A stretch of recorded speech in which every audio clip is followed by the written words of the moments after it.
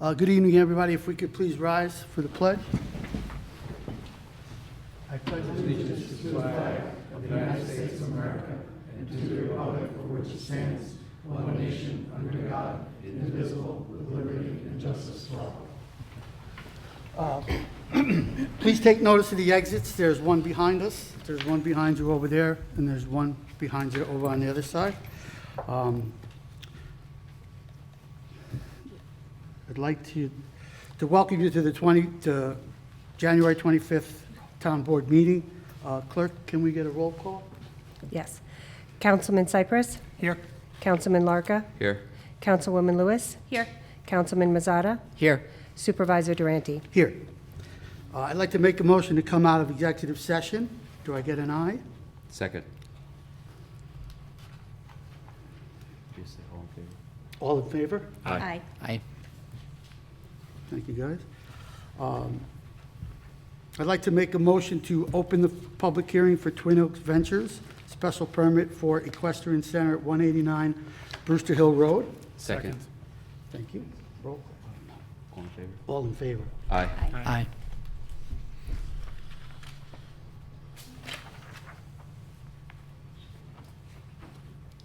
If you could just identify yourself, let us know. Absolutely. Good evening. Jamie LaJudas from Inside Engineering, Surveying and Landscape Architecture. I did. Hi. So we're here tonight for a special permit for an equestrian center for the Twin Oaks Ventures property. It's located at 189 Brewster Hill Road. They are looking to have an equestrian center.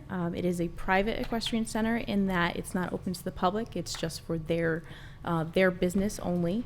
But because they do board other people's horses, it is fall under the category of an equestrian center. So that is the main reason why we are here tonight. So we've been before the planning board reviewing the requirements of the equestrian center. We do also need a wetland permit, so we've provided wetland mitigation to that effect to offset disturbances to those wetland buffers. If I may switch this around. So we do have an existing residence on the site. It's going to be a little difficult. An existing residence on the site here with a pool and pool area. There is an existing driveway already. The wetlands that I had mentioned are on this the eastern portion of the property, and then also the central portion of the property. This is in a large view. I do have the overall plan on another sheet that I can provide. But essentially the driveway coming into that residence, we do want to have now the equestrian center where they'll have a 60 plus or minus by 90 plus or minus barn, a 40 by 40 storage barn, a hot walker, and an outdoor arena. There is a newer storage area here and then areas for parking. We do have proposed septic areas in existing lawn areas and then also a well that's proposed. This project is intended to be, as I mentioned, private. So basically the way their operation works is they train, sell, acquire horses, train them, they come in, the horses are worked 6 days a week, then they have an off day.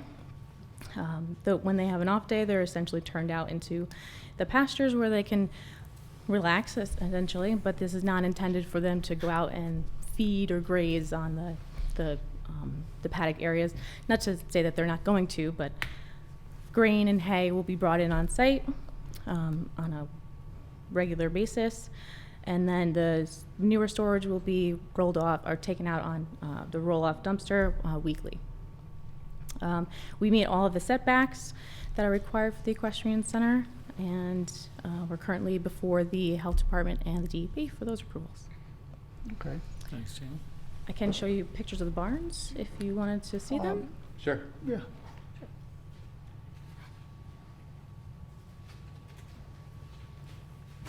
Jamie, if you could just turn it a little towards the public, because it is a public hearing, so we'd like them to be able to see it. That's good, yeah, great. This is just the front view of that 40 by 40 storage area. Storage barn, the back, which is butting it up against wood, so you're not going to hear or you're not going to see any of that.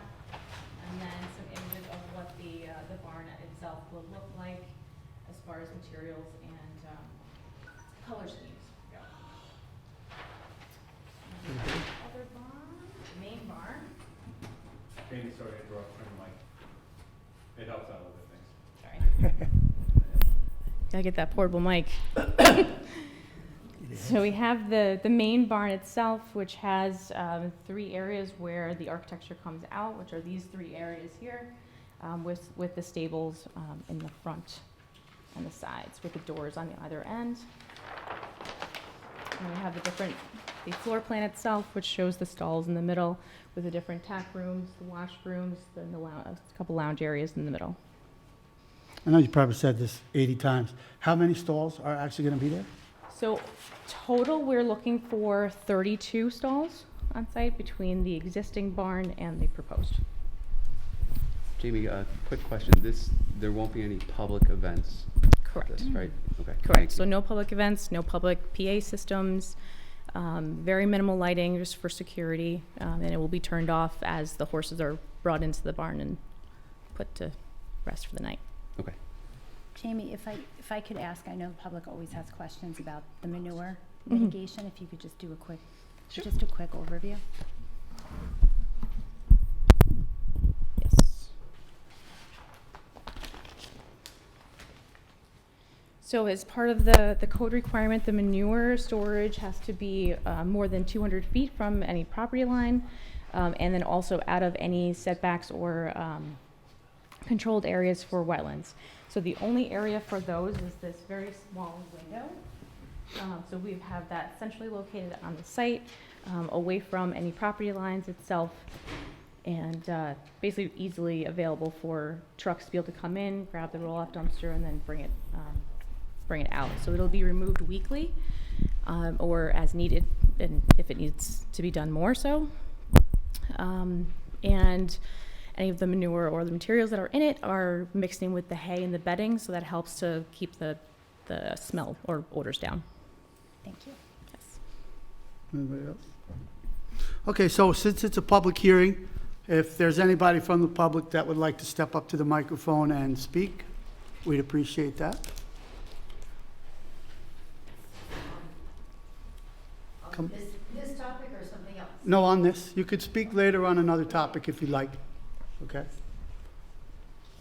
How many horses that Oh, any particular Sir? stall will be there? Can So you you- come on up to the mic and just let us know who you are? My name is Ed Bajer. Back of my property borders this property. I'm on Tamaracks Drive. Okay. So one of my concerns is how much noise will be generated by these animals, and what's the maximum number of horses that can be on the property at any given time? So this is a unique situation. So the way the code reads, you're allowed to have a large number of horses. But and when I say large, I mean like over 180 is what is permitted by code. We're going to be nowhere near that. 32 horses, I'm sorry, are the maximum number that we will be housing on the site at any given time. But I don't know that they'll actually get to that max. Is that in the special permit, that number, or is that just? That is part of what the do you special. expect? Okay. That's part of the special permit. Yes. And Jamie, also, if I remember correctly, this is operational only in the summer, not the summer months, but the warmer months, and then they move their operation to another state, correct? Correct. Yes. Okay. So Jamie, what's going to happen in those months where they're not there? I mean, this is their residence, Okay. so they will live there, but they'll be in a different state doing their business And in the winter months. Jamie, I think one of the questions he had was about the noise. So I know we have a pretty robust and new noise ordinance now, but I don't know if you can comment to that. I mean, horses aren't necessarily that loud of animals, and I don't know that there will ever be 32 horses. Maybe you can speak to this too, but I don't think there will ever be 32 horses out at any given time all at once, making a large volume of noise. And again, this is not open to the public, so we're not having events, we're not having shows. This is not coming in. There are no lessons that are coming in from people, just generally walking in saying, "Oh, can I ride horses today?" So there will not be any of those type of noise happenings.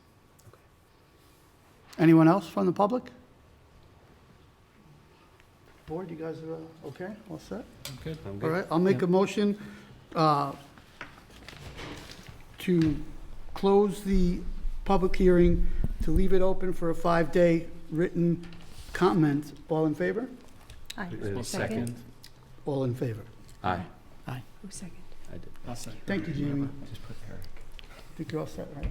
Thank you very much. So is the board open to a resolution at the next meeting? Yeah, I guess we have more than 5 days. That would be the Say 8th. February 8th is the next meeting. We could do that, right? I'll have a resolution prepared by that time. Okay, yeah.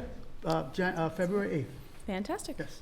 We'll see you then. Thank you, James. Thank you very much. Have a great you. evening. Should she reach out to Chris to get on the agenda, or you got it? I'll take care of it. And even we'll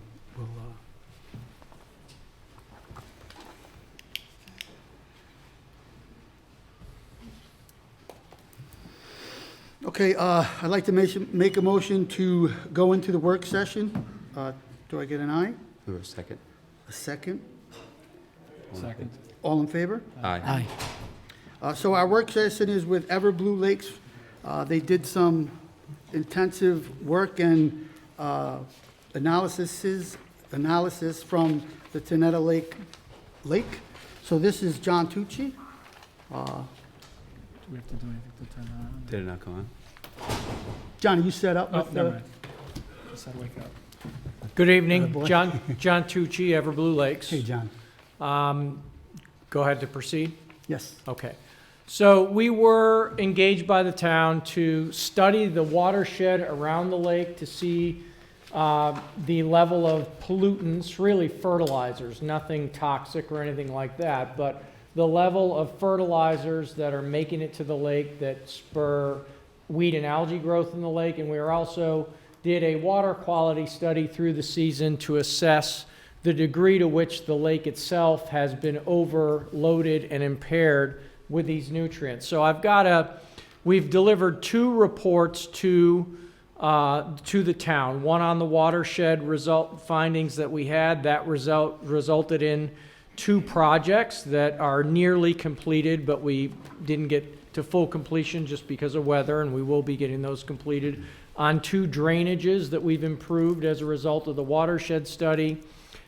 We delivered a water quality report to the town as well that has detailed findings and data on what we're seeing in the lake itself. This presentation summarizes that, and also, because of what we found, does provide a proposal for consideration, future consideration for improving Lake Tenetta. So that's the purpose and the focus of this presentation. This was developed for review both through presentation and in writing, so there's a few slides with a lot of writing on it. I'm not going to read those. I will summarize very quickly and try to move through this fairly quickly. No worries, John. So, executive overview, we, just like I said, we did the watershed and lake analysis. The lake, one thing people need to know is all lakes in this area and in developed areas around the country are under tremendously more pressure for harmful algal blooms, poor water quality, and growth of things that you don't want in a healthy lake or a lake that you want to swim in and use. Lake Tenetta is no exception.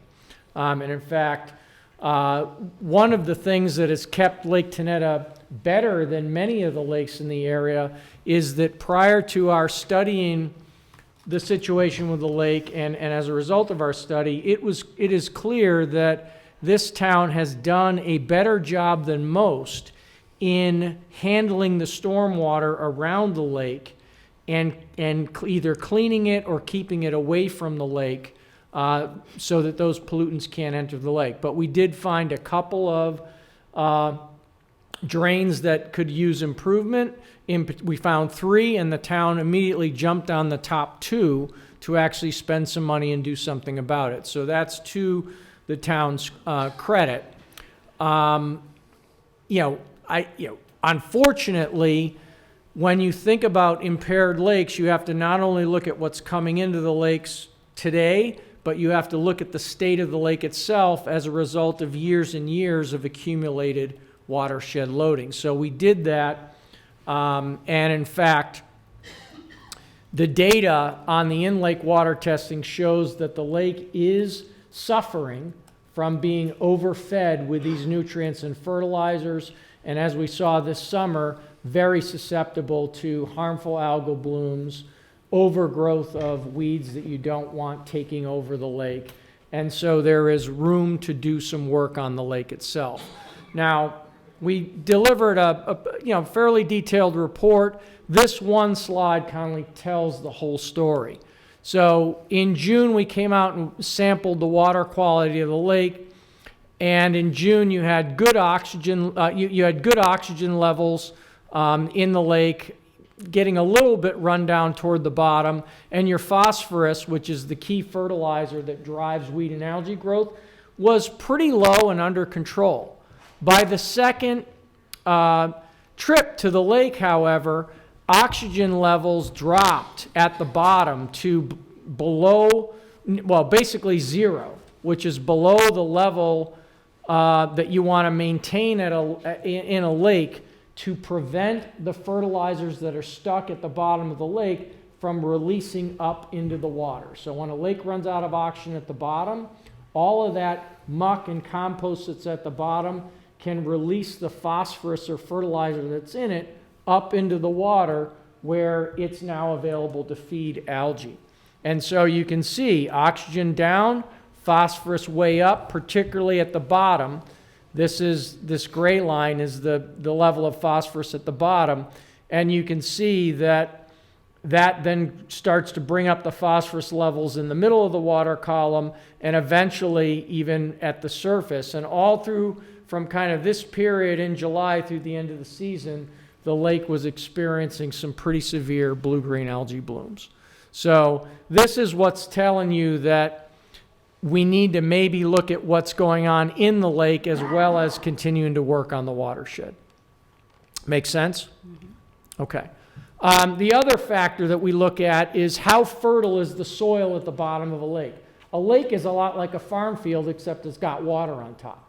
So the more fertile your soil at the bottom, the more growth you can get in the lake itself. And unlike a farm field, we don't want a lot. We don't want overgrowth in a lake. We don't want too many crops in the lake.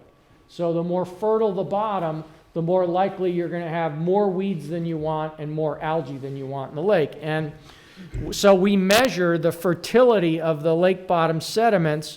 This line here is where a very healthy lake would be either at or below.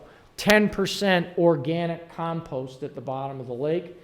Unfortunately, across our sample areas, Lake Teneta is closer to 35 to 40% organic, meaning it's highly fertile soil at the bottom of the lake. So no matter how good we do at stopping everything new from coming to the lake, there still is a storehouse of fertilizers in the lake that we believe needs to be dealt with if you want to get this lake healthier and less at risk of harmful algal blooms.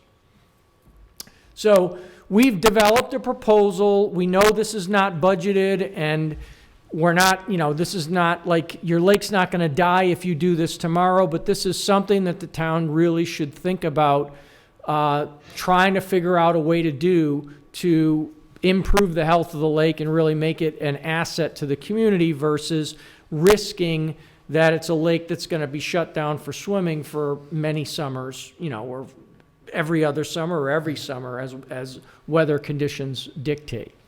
So we're aware of the fact that money doesn't grow on trees. We're also aware of the fact that the faster you act, the easier it is for us to turn and impair the lake around. So we put a very attractive proposal together because it's a fairly small lake for us that we work with, and we've got a lot of this equipment on hand. And quite frankly, I'd rather have it in your lake doing some good and making a little bit of money off it than sitting on my shelf, waiting for the next lake. So we put a pretty compelling proposal on the story. To do what? Well, one, to put a state-of-the-art whole lake aeration system into the lake with additional targeted aeration at the two main beach sites, the town beach and then the private beach, kind of hoping that maybe they'll kick in, they'll help also with some of the financing of this. And then also the introduction of a biological treatment technology that we've developed that will, deliver a treatment to the lake that is natural and consists of beneficial bacteria. And the philosophy behind this is when Mother Nature has a mess it wants to clean up, bacteria, the right kind of bacteria for that particular mess, in this case phosphorus and nitrogen and organic compounds at the bottom of the lake, are the best soldiers to put into the fight. When nature has a mess, they send in bacteria to clean it up. What happens to the bacteria that we put in the lake? Well, they are the same bacteria that are the base of the fish food chain in the lake. We're just putting more of them in faster in an oxygenated environment. So we're actually trying to convert that compost pile at the bottom of the lake from food for weeds and algae into food for fish. So the result that we're trying to achieve over a period of time, it's not an overnight fix, but the result we're trying to achieve is clearer water, less muck on the bottom, and happier, healthier fish that have more oxygen to breathe and more food to eat.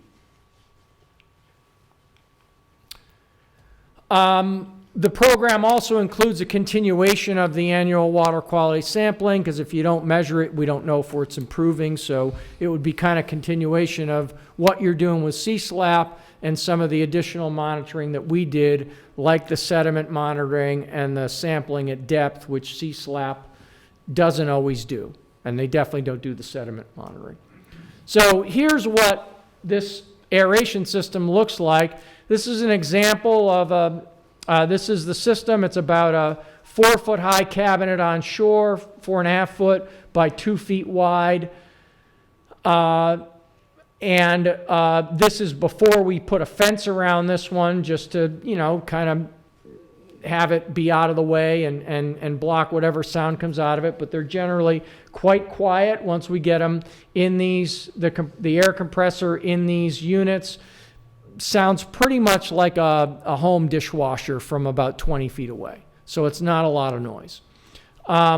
This is an air manifold that takes the air from the compressor and distributes it out to the lake to these specialized diffusers that are at the bottom of the lake, and they create a very tight bubble column using that air that creates a circulatory system for the lake. And so these bubbles push the dead water at the bottom of the lake up to the surface, where it gets oxygen and pulls it back down.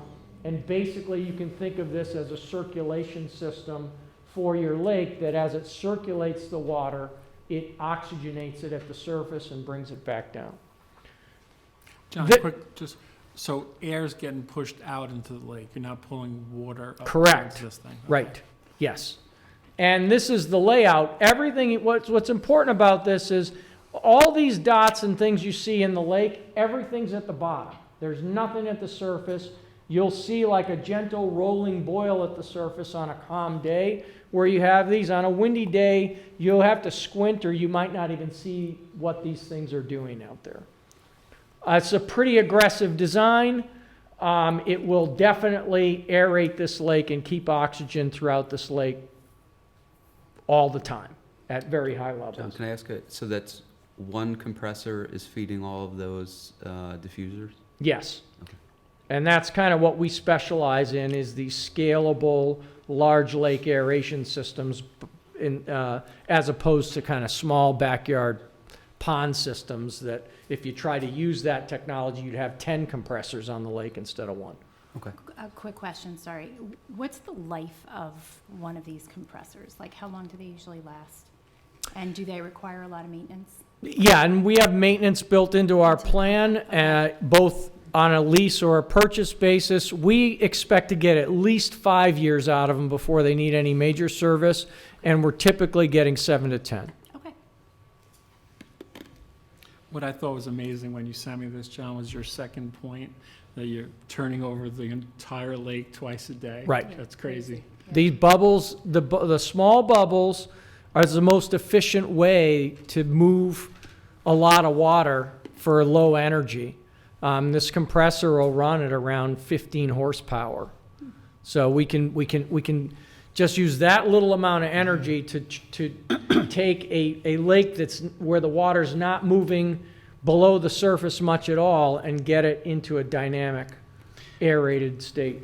On some of those spots that are further away from the compressor, do you have like a gauge system where it blows the same at basically each spot, or? The manifold has, and you can get fancier on this than we typically do, but that's what our service is the manifold has control valve for each individual diffuser. So these are not run in series. Everyone's got its own home run, with the exception of a couple around the beaches. We may run two up, but they basically, everyone has their own home run so that we can control the pressure and the flow to each diffuser independently and make sure they're all even across the lake. This is what a prototype of the biological treatment unit looks like. And we're going to make it a little, kind of screen it in, and we're going to do a green tank. But basically, there's a lot of magic in this. This is a 275-gallon tank. It's about 4 feet by 4 feet. The thing about bacteria and getting it to work for you in a lake is you want it to be, if you just take a dormant bacteria powder or liquid and put it in the lake, you're putting that formula into a hostile environment. The blue-green algae, the weeds that you have in the lake, all want to dominate that environment, and many of those organisms have toxins to prevent other organisms that might fight for the dominance in the lake from taking over. And so the reason we've developed this device is that we can activate and grow and get actually working and eating countless trillions of bacteria in a controlled environment before we put them into your lake. So our soldiers are armed up with body armor, and they're ready to go fight for your lake, basically. Versus if you just put a off-the-shelf powder or liquid into the lake, you've got babies that need to be born and need to grow up to be soldiers to fight for your lake. So this is new technology, and it's really starting to revolutionize the results we're able to get at reducing the compost at the bottom of the lake and battling algae dominance in the lake itself. I'm not going to go through all of the features and benefits of this thing, but we're the only folks that are doing this where we're actually brewing and activating the treatment and putting it in your lake so that you're getting fully activated treatment versus hoping that something you spend money on works. These are the numbers, believe it or not. So off-the-shelf bacteria have 3 to 5 billion colony forming units per gram, which is a lot, 3 to 5 billion, right? When we brew that out, we turn that 3 to 5 billion into, I think this is 30,000 trillion. Something crazy like that. In 10 hours. So these units are designed to brew for 10 hours and then deliver that treatment into the lake twice a day, basically. Every day if you want. We can program it for 5 times a week, 1 brew a day, 3 days a week. As we see how your lake is responding, we can customize the amount of treatment up or down to react to the conditions.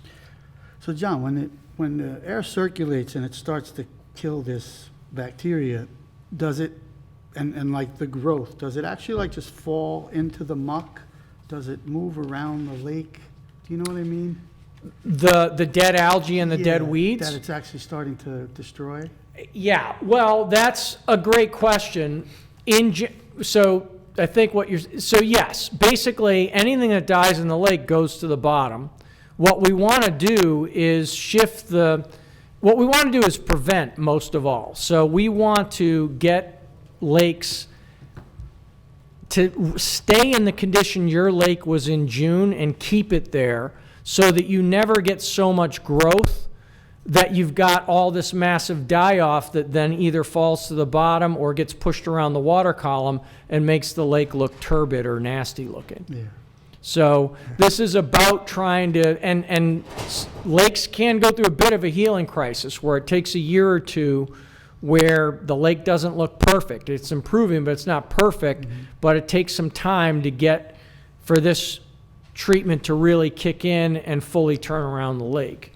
But I would expect on your lake, on any given season that we start, if we start at the right time, you will see a noticeable improvement in that season in terms of algae and water clarity, and you're definitely going to see a lot of changes at the bottom of the lake over a season or two. So just some commentary from people where we've introduced these systems. You know, it's definitely changing the game for us. This lake in Tennessee, and it's the reason why we developed this technology, they have phosphorus that's 10 times higher than Lake Tenetta. And this was the first year we were able to, first year they've had in years, no matter what they've done, where they've been able to consistently beat back the blue-green algae blooms on that lake. So this gets down to the costs. And this would be under a leasing program. And again, kind of, we have an interest, we're getting a pocket here. We're working with Lake Peekskill, Lake Mohican. I want to put a great deal on the table for you guys. This system would normally, the aeration would normally cost on a lease basis somewhere in the neighborhood of $41,000 a year. We're willing to do it for basically half that, or close to half that. I've got the equipment on hand. We would introduce it at that price of $21,200 for 3 years, prove to you that it works, and then there would be there'd be a little bump in year 4 or 5 to get us closer to what the value of this, what this technology, actually is. But I quite frankly, I want to buy business in this area, because if I've got 3 lakes to service versus 2, I can do it more efficiently. There's probably 50 lakes in this area that need this. And if I can get a good pocket going, that helps me grow my business. Now, there are lakes that have gotten grant funding to do an aeration system. Lake Mohican did. Generally, that won't work on a lease basis, because if they give a grant, they like you to own the equipment. That's fine. But you'll see as a result, and they generally won't let you use reconditioned equipment, which we can on a lease, because under the lease, it's our equipment. We're responsible for all break fix. You just write the check. You have no concern. If something breaks, it's on us. The cost, everything is on us. Replacement on us. Under a purchase, if you get a grant to do this, they require that it be all new equipment, and so you can kind of see the comparison of how that relates to the lease price. If you were to purchase this stuff, it's, $125,000 in equipment that's going into the lake. And then we would implement a service and monitoring program with that. Under a purchase program, it covers all of the normal service and maintenance and minor break fix. But again, under a purchase, if the compressor goes down in 5 years, the cost of replacing or repairing that is on the customer, not on us. Whereas on a lease, everything's on us for the life of the lease. So that's kind of the difference between the two programs. Yeah, I mean, frankly, John, the lease, would probably be easier on our budget. But like I said, I reached out to our assemblyman, and he said leases are generally no, but maybe he could help with the purchase. But I'll tell you, you might be better off and be able to more easily get, if you could fund the in-lake stuff yourselves, it's generally easier to get grants for watershed work. So future watershed work on improving your stormwater infrastructure and doing, more shoreline buffering or other things that would help the lake, you may be able to get that in the form of grants and basically not have to spend town money on watershed stuff. What powers the compressor? Is it electric? Grid, yeah. Okay. So you get we work with a utility to get a dedicated service and meter to that unit, and then the town would be billed for that, and we can build out the budgets for that. So, John, I just did some quick math while you were talking. 15 horsepowers, 11,000 watts. So, does this run all year? No, it runs about 8 months a year. We shut them down in the winter. All right, so full year would be 9,000 electric, so probably 5 to 6. you think? 6 to 7. I'd budget I'd err a little on the high side because the Commonwealth. You guys have high rates here, and there's They're always these going up. added little fees and all that. So I'd say 6 to 7. And, okay, I have a bunch more questions. Did you guys have questions? Just For keep Eric? going. The lease, it increases by 30% in year 4, Yes. and Let me go then back to what happens in year 6? Oh, yeah. If you renew, we typically do 5-year leases. If you renew, we would lock in this 31, Okay. which is essentially still discounted from this. So the way our leases normally would work is you would be paying 41 for 5 years, and then it would go down to 31, and it steps down. Instead, we're giving you a deal for 3 years, and then immediately giving you the renewal price even in year 4 and 5, so it would renew at 31. Okay. We do lease to own type, after, we do buyouts after 7 to 10 years. So we have options under the lease, depending on how this works. The idea is, hey, we're willing to put some skin in the game to show that this is the right thing for the lake over a 3-year period to justify its ongoing costs. Okay. With all I wasn't following all the biology and chemistry or whatever. Is part of this, do you need to put fish in to eat what you're converting into fish food? If you build it, they will come. Okay, all right, good. I guess you have to winterize this whole system, or no? That's all built, whether it's on a purchase or a lease. All of that kind of service is built into our pricing. So we do, our business is servicing these units. So I've got crews that start up, winterize. So that's in the It's in 7,500? the 75 or 12.5. Yes, Okay. yes. I think that's all the questions I have. I'm kind of curious if this starts really taking care of the lake, do we have to continue the auto biotreatment down the road, or? Maybe you should be able to dramatically reduce it. Well, there's even a chance, and we're getting into, and building into your ongoing monitoring system. We're getting into automated or real-time monitoring of oxygen. So there's even an opportunity to have it be more of a smart aeration system over time, where we're not running it 8 months a year. Maybe we're running it 4 or 6, or we're running it 8 hours a day or 12 hours a day, or for certain, for the heavy months, and even less in the light.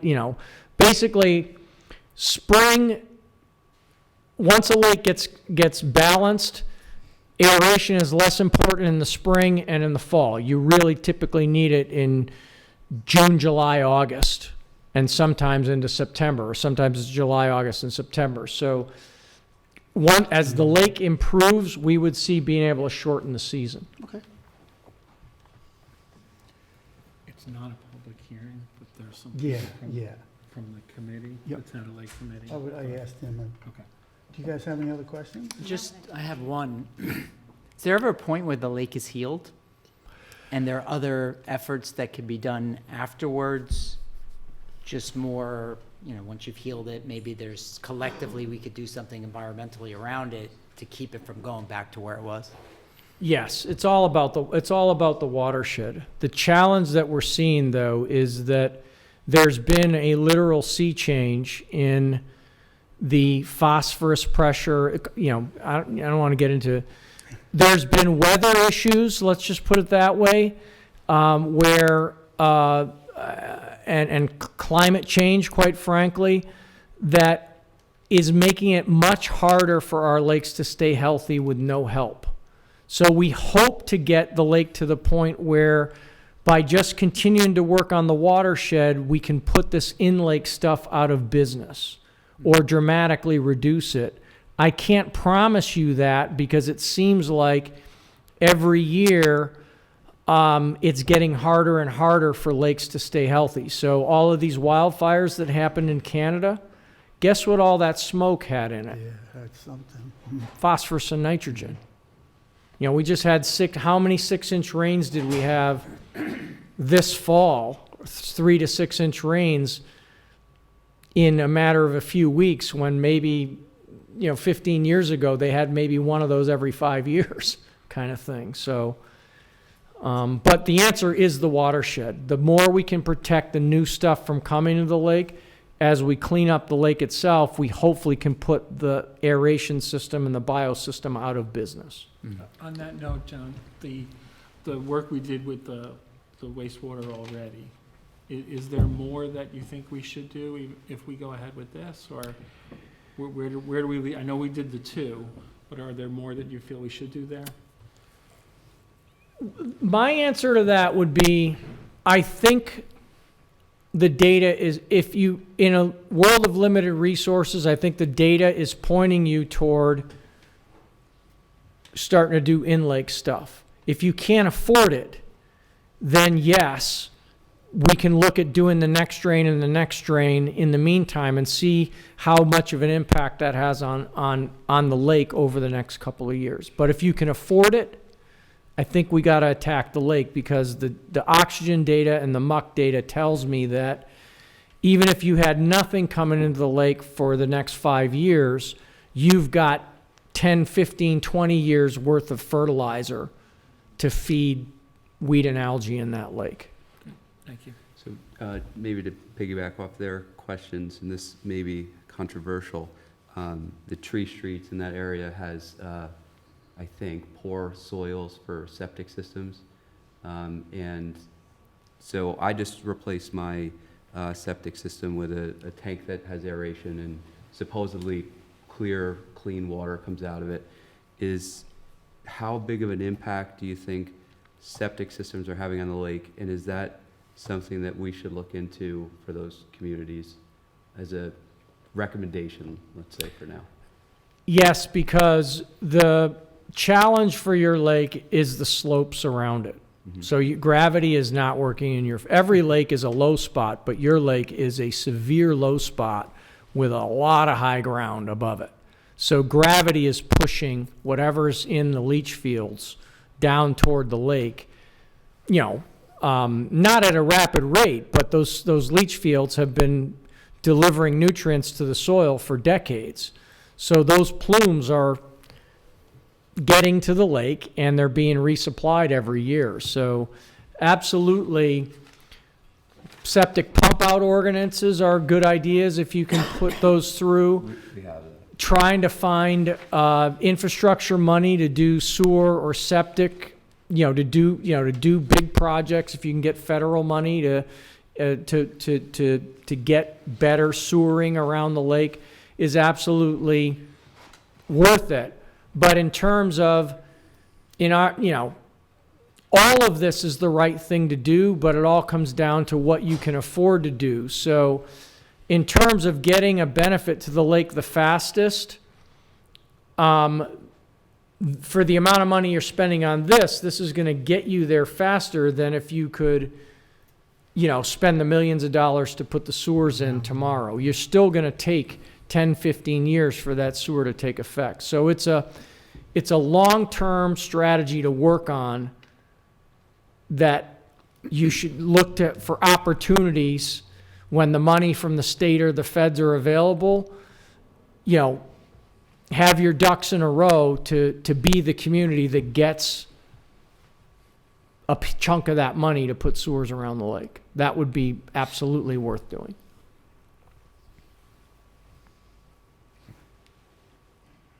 So it's not a public hearing, but there are a couple of people out here that have really worked hard, that live around the lake and stuff. And if you guys want to come up and ask or give us any of your advice, you're more than welcome to come on up and say something if you want. But if I can speak for myself, I saw the two major drains that they did already, and the water's coming out of there real clean. So I think that was a good thing. And I know Eric was important in trying to push those things to get done right away. And I think I live pretty close to the lake, and I know that everyone that lives around the lake likes to see the lake, and we'd like to see it improved. So it's definitely one of our higher priorities for sure. That's great.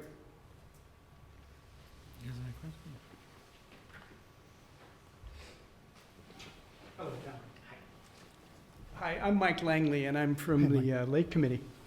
One thing that came to my mind is, how do you have any suggestions on influencing property owners around the lake that use fertilizer on their lawns? Now, I use a fertilizer, but I use a non-phosphate fertilizer.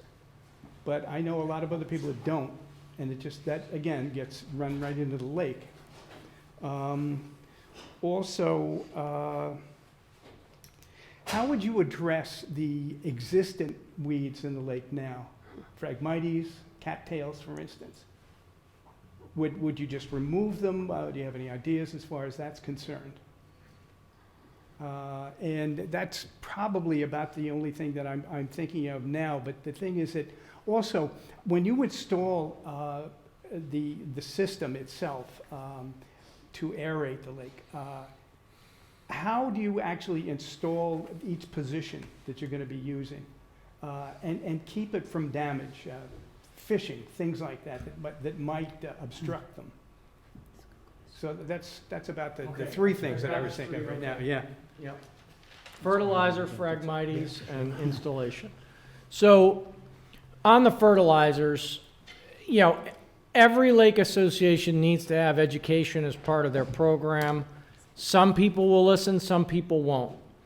We would, myself, if when you have meetings of people around the lake or can pull meetings together, we would be happy to come and give them the information they need to make good decisions. So specifically around fertilizer, I guarantee you that there is no soil around Lake Teneta that is short on phosphorus.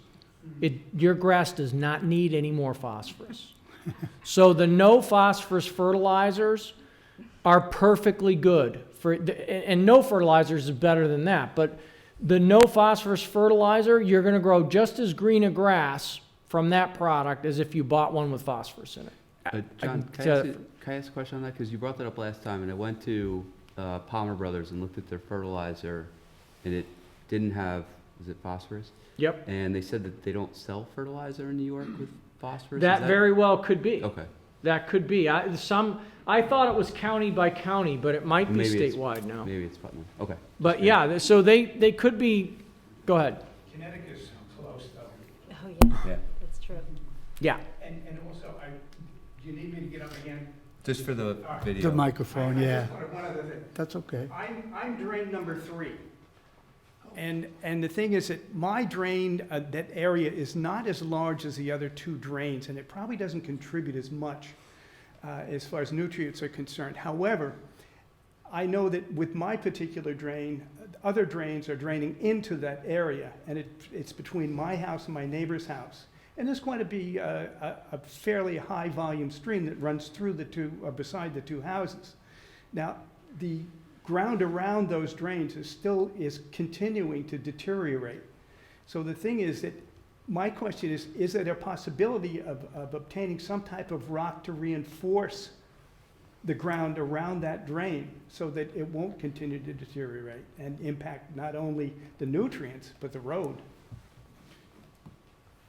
Yes, and if you're, one of the reasons we picked the 2 drains we picked was because they were the bigger ones, but also because there weren't private property owners that we had, the decision could be made without, impinging on someone's private property rights.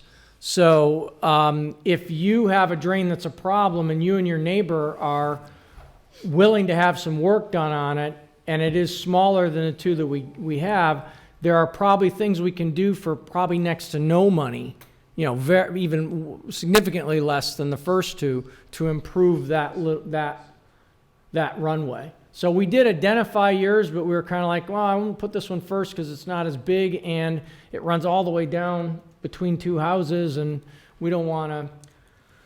Yeah, we want to get some other things going first before we ask private property owners to let us get on their property and muck around. Fine with me. Good. So then the Phragmites and cattails. Yes, Phragmites is invasive. Getting rid of it is not easy and it's expensive. It can be done. My thought process on that is I would look at Phragmites and cattails if they're causing a nuisance to a particular property in terms of your view of the lake or your ability to enjoy the lake, then I think that is where you would start to address some of the Phragmites and cattail issues. Now, as we clean up the muck in the lake, we should see some recession of those cattails and Phragmites fields that are starting to grow out into the lake, but that's going to take a long time. So the expense of clearing the lake from Phragmites is probably not worth the cost because that stuff is tenacious and it's going to come back.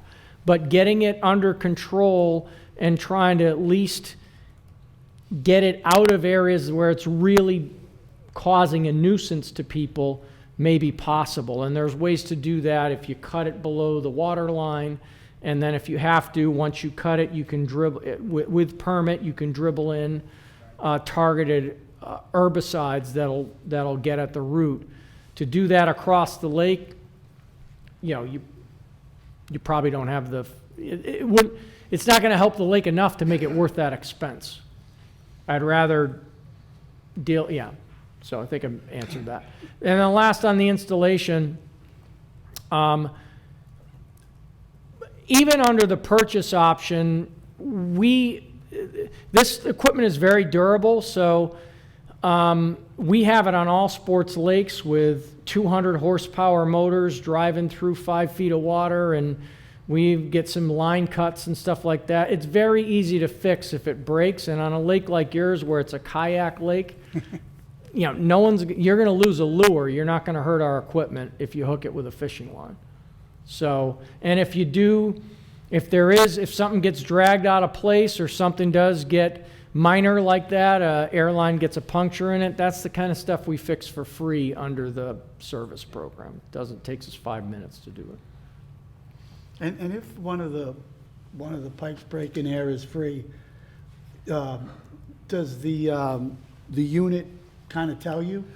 We train people around the lake to know what to look for, Okay. and if they see wild bubbles anywhere in the lake, that means Something's we've got a up. cut line. They got to call us and we come out and fix it. Yeah. Or it's a really big turtle? Yeah. Could be Mike's job. Mike could look for wild bubbles. Does anybody else want to ask John something? Yeah, just come up. Oh, there you go. I think we all know this guy up here. I don't know. So, hi, for those of you who don't know me, my name's Jared, and I'm the new director of Parks and Rec for the town. So, hello. Nice to meet everyone. And before I ask you my question, John, first of all, I just want to say the presentation was great because I'm definitely a total layman when it comes to this stuff, and I appreciate you making it so that people like me can understand it. But so I just wanted to say, I know that this I've just come into this position, and having starting to discuss things with Kathy and learn from her and speak with Nick and Eric. I know obviously how important this is, and I see how great this natural resource is. And so I, in my position, although it's only a small part of this team, I'm definitely committed to helping realize the solutions and see those things come to life. So I just wanted to make that statement. I have a lot to learn still, but definitely committed to doing that because I know how important it is, and I know Kathy, you got the ball rolling, and we're going to keep that going.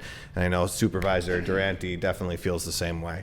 So my question for you, John, I guess, is I'm like a data guy, with respect to learning about things. So I'm wondering, of the systems that you've put in, what kind of results are you seeing? I don't know if I'm new to this, still, and I missed part of your presentation, but I'd love to hear about other towns, other municipalities, or lakes in general, and what kind of results you've seen. So, and sure. Nice to meet you, by the way. Thanks, Jared. Yeah, and part of your due diligence moving ahead is going to be to ask for references, I'm sure, and case studies, which we can provide. We've had very good success, but not perfect success. So we've had some clunkers too. For example, just to show you the scale that we can work on, there's a 500-acre lake in Connecticut that had beach closures for 20 years straight due to blue-green algae.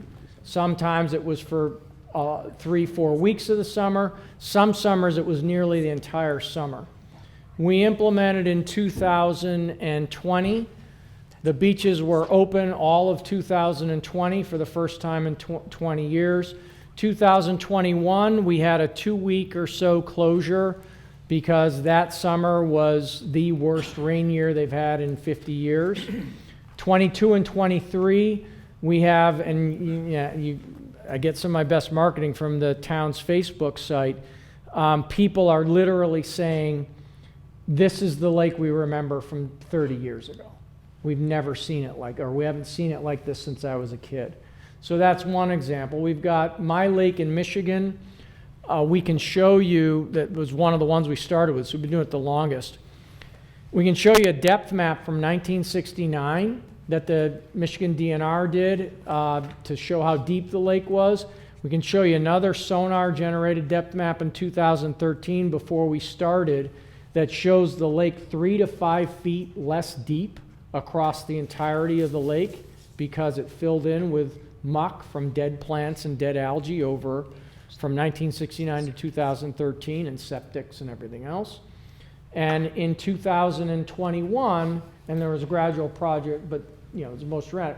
By 2021 map, you can take the 21 map and the 69 map and put them side by side, and the 21 might even be a little bit deeper than the 69. So we restored that lake's bottom in terms of its depth and getting rid of that compost back to what it was before 1970 in 7 years or 8 years. And I'm not sure, our lake is like 114 acres? 73. 70? Yeah, it's under about, yeah. 60 to 70 acres. Yes, it's a little smaller than 500. Yeah. Google says 73. I was actually going to ask before, does the size of our lake also contribute to higher phosphate issues? Because it's so small, it has, it's...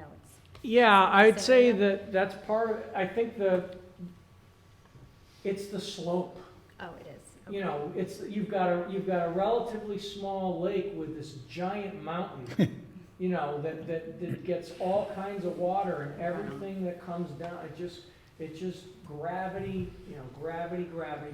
So yes, it is a very small concentration point for a lot of stuff. A lot of stuff coming in. Anyone else? John, you mentioned timing, about getting this thing in the water at the right time to get it ready for a season. Can you kind of... Yeah, optimally, it's good to get the aeration up and running, before the middle of June at the latest. If not, then sometimes it can make sense to work on getting it installed and all that, but not turn it on until end of August, September, because once the lake has run out of oxygen, we don't want to stir it up. We don't want to, the phosphorus is already released, we don't want to stir that up more. So generally, that's how we, there are some lakes that are so bad, and I don't think yours is one, that they don't care when we start. I mean, it's like, let's just get this thing going. We'll suffer through it's going to be a couple bad months anyway. let's just start, so we can start. But on your lake, I would recommend there's a window in the spring and a window in the fall that we'd want to hit in any given year. John, what kind of time would you need? Let's say money was no object, we said yes tomorrow. What would you need to do this project? A couple weeks notice, and the biggest holdup is going to be getting a power feed to feed the compressor. Working with, is it Con Ed here? It's NYSEG. Are they better than Con Ed? They are better than Con Ed, I think. The timing could be challenging. Yeah. I can see that being a challenge. And how long does your installation take when you start? A week. That's all? Wow, okay. Could, if we have facility on the lake, could we just run power from where we? Very possibly. We have to look at how much amperage you got available, and the one tricky thing about how we power these things is that these compressors are all industrial three-phase compressors. Oh, we don't have three-phase. No, I know, but we use controller technology that'll digitally convert single-phase to three-phase. The only problem is that on the single-phase side, you need to have double the amperage that the compressor actually needs. That's how the code, it's not that you use double the amperage, it's just that's how these machines are designed, and that's how the code is set up with the the inspectors and stuff. So if we're gonna, so we basically need a 100 amp circuit to run that machine. Okay. If you had that available, we could go right away. Okay. Anyone else? Well, yeah, John. Oh, yes. Had a statement more than I'm Sean Hamilton. I'm on the Tornado Lake Advisory Board, also a long-time Tornado Lake person.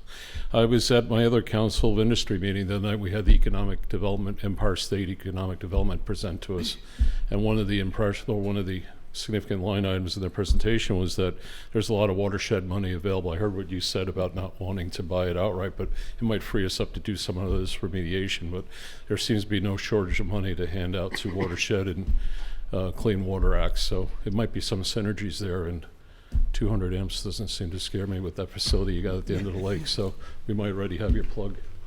Anyway, thank you. Well, we appreciate you coming down. Thank you. Yeah, my Thank pleasure. you, John. We'll be talking with you soon.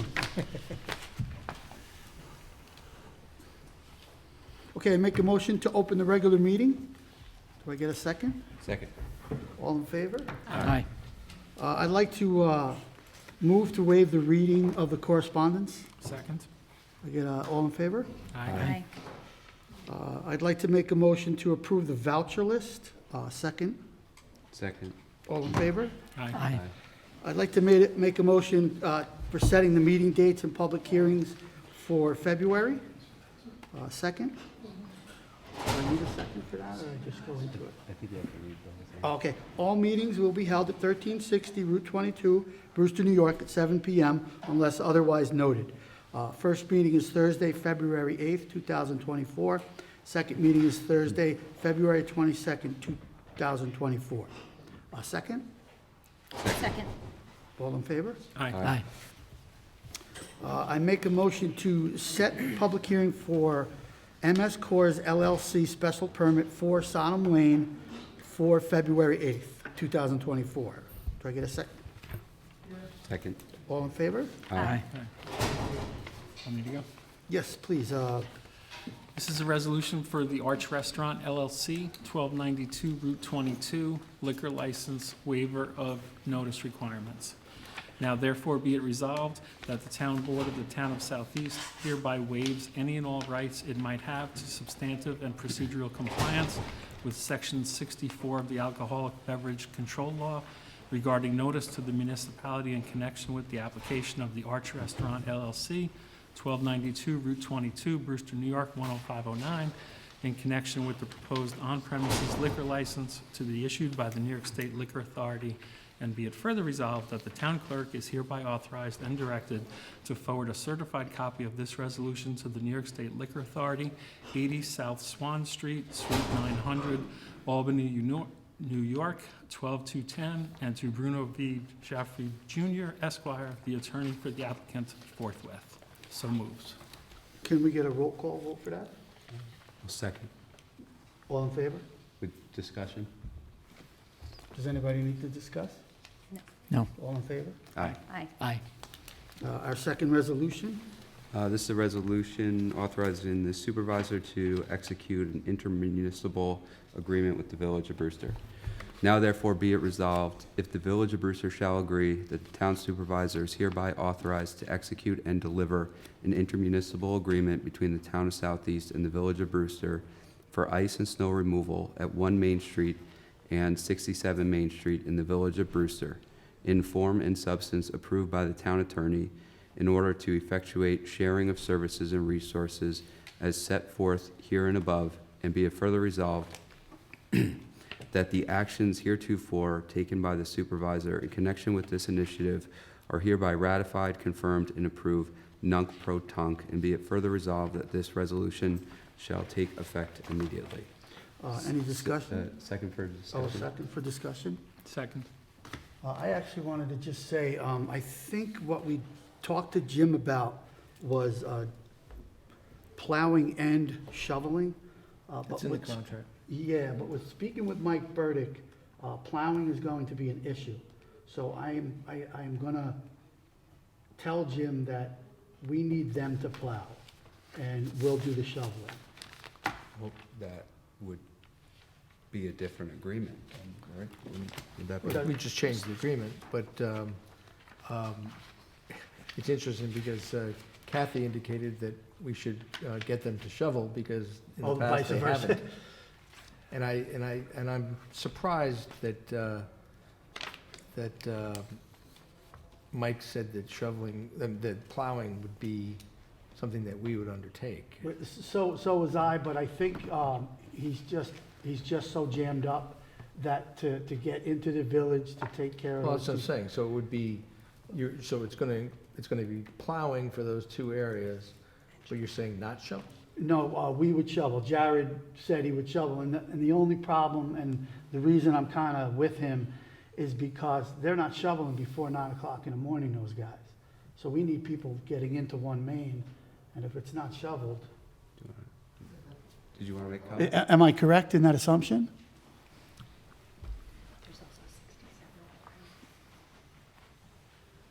Yeah, so I think this all came to a head at the last storm, whenever that was, last Monday or whatnot, and I was up at 1360 doing stuff up there, and assumed that 1 Main was done, and so I didn't hustle over to 1 Main, assuming that it had been taken care of, and I got there and nothing had been done. The building was already open, hadn't been plowed, hadn't been shoveled, and it was if you guys remember, it was an icy storm. It was not, it was just not safe, and it's around 1 Main is a hill on both sides, so you have to come uphill from the parking lot, and so it just wasn't safe. And so that's when I brought it to your attention, and then we reached out to see if they were going to come later in the day, and they didn't. So I went back and did it again, and then I even went back in the evening after we had early dismissed and did it a third time, and it hadn't been done at all. So and I believe that Jim said the problem was they hadn't even gotten their own buildings done, let alone come to ours. So if they're able to do it, great, but I don't think, it doesn't seem like we necessarily can count on it happening as we need it, and that was the biggest problem, because we don't want anybody getting hurt. And it was slick enough where, I almost wiped out, and one of the two youngest people in the building. So I just want to make sure no one's getting hurt, and if that means we have to do it, then we'll do it, but. Yeah. Better that than not knowing what's going on and, getting, this hasn't been done, that hasn't been done. And then the parking lot literally turned into a sheet of ice because we had been parking where it hadn't been shoveled, where it hadn't been plowed. And so in and out, we compacted the whole thing. By the next day, that's when I messaged you, and I was like, they didn't even come overnight. And so the parking lot was just straight up dangerous. I was shoveling paths to every car. So yeah, so like I said, without that maintenance person in place, we have to figure something out. Yeah. So that doesn't happen. Yeah. So would we need to rewrite it if I ask him to do something other than what we wrote?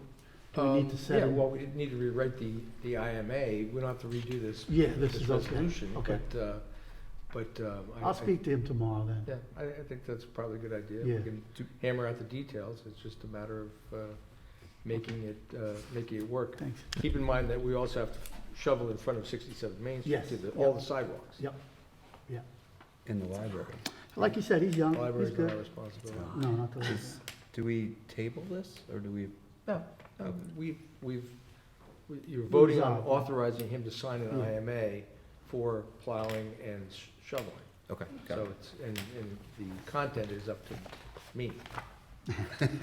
Okay. So then, all in favor? Aye. Aye. Thank you. All right, so supervisor's report. So obviously, this is my first meeting. I really don't have much to report. I will say that I've had an extremely great cast of characters around me, helping me out, pointing me in the right direction, and I'm thankful for that, because that kind of makes me want to be sure that I do a good job, and I can always turn and ask for help, and somebody's going to be there to help me. So hopefully the next meeting, I'll have a little more to say. But as of right now, you know, when I get here in the morning, sometimes I look up in the mountain, I can't see the top of it, but, you know, I get there at some point. You know, that's pretty much all I can say this month. Is anybody from the public need to have a comment for us or anything? Come on up, introduce yourself.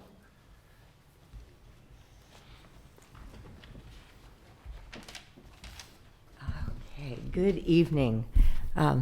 Thank you for this opportunity. My name is Alice Lynn, and I live at 747 Route 22, across the river from the village of Brewster. I'm here on behalf of myself and my neighbors to describe our neighborhood to you and the dangerous traffic situation we have. And we live on the 1/10 of a mile portion of 22/202 between Borden Bridge and Railroad Avenue.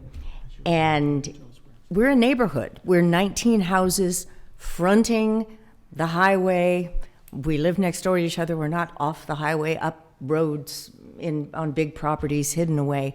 We're a neighborhood. And of course, the speed limit is 55. And so I have taken this, I'm here basically because I did go to the Putnam County Traffic Safety Board. I met with them in November, and I had charts and maps and all sorts of things. They were very interested and very helpful. But they told me, the Putnam County Commissioner of Public Works, and I'll quote from an email, said, "Your next step must be to get a resolution of support from your local municipality.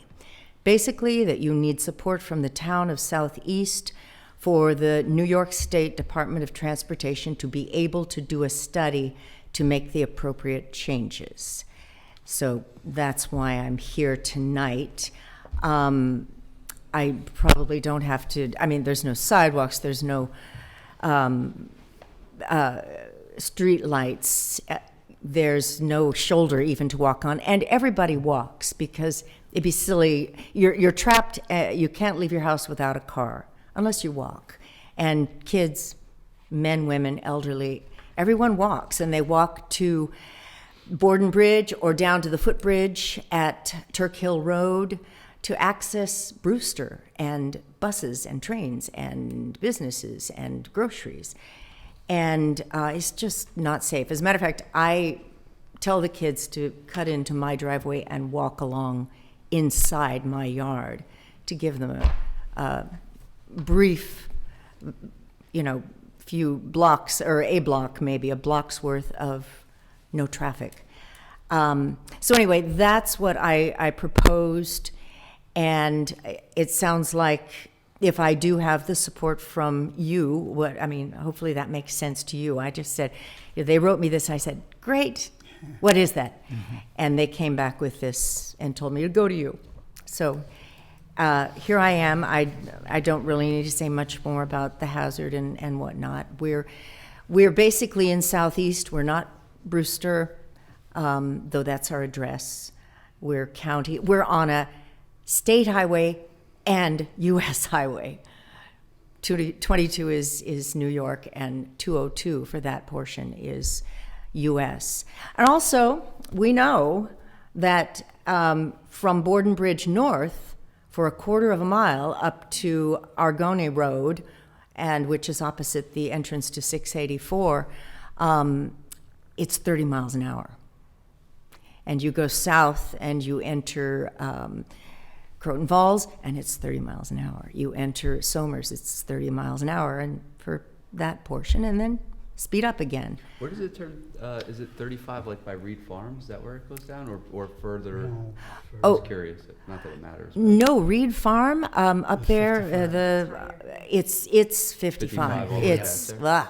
yeah, absolutely. It turns to 30. Yeah. Go the other way, yeah, okay. Yeah, heading north, as soon as you've passed Argonne, or however it's pronounced. Argonne, okay. We're not that fancy. Okay. I do like that. Okay, let's work on that.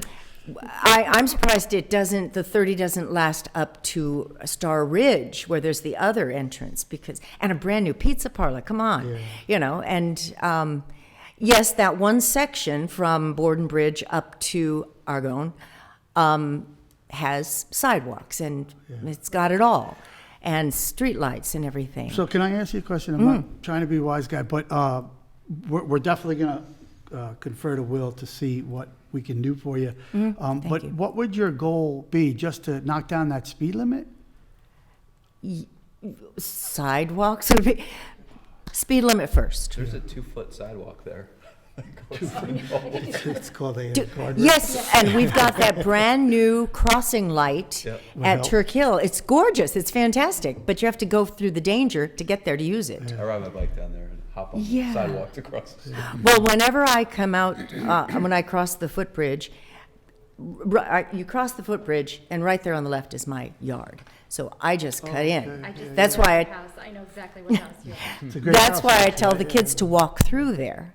But as I pass the stop, the button, I push it to slow the cars down. That's We won't okay. tell anyone. Yeah, and there is some history. The woman who sold us the house, we've been here 7 years, my husband and I. There is some history about, and I have to find out who knows the answers, about how that stoplight got put in. Nobody has lived here long enough at present that knows the story, but it was a neighborhood effort, is my understanding. So, We will pass, I'm not we sure will what- consider a resolution requesting the Department of Transportation of the State of New York to study and potentially reduce the speed limit in that area. We've done it in other places. can we do that for next meeting? Or? Yeah, sure. Okay. And I was told, when I spoke to the town clerk about, what do I do next? She said to request that and this issue be put on the agenda for your next meeting? Yeah, but Yeah? Will just said we could write a resolution to support you. So maybe Okay. during the week, just email the town board. Okay. So we have your information, and I'll talk to Will during the week. I and- have copies of everything I would have said tonight, Oh, okay, you can leave it which with is us, right? mostly. Yeah, sure. There's 5 copies. Oh, perfect. Just make sure Kathy gets Yeah, one. yeah. Kathy and Will, actually. I hope you like the Christmas lights on the bridge. Yes. Oh, and the wreath. The wreath, we bought this year, is $700 Paid her to wreath. say that out. Oh, well, do it again. I It would was- want a bigger one if we had the money. It was gorgeous. Do it again. Yeah. we'll make Every it year, nice. the wreath was new, we'll get something new next year. But that, no town money, it goes towards that, it's fundraise money, Oh, good, no town money. good. Well, Well, it was a thank you. wonderful surprise. I can see it from my bedroom. Excellent.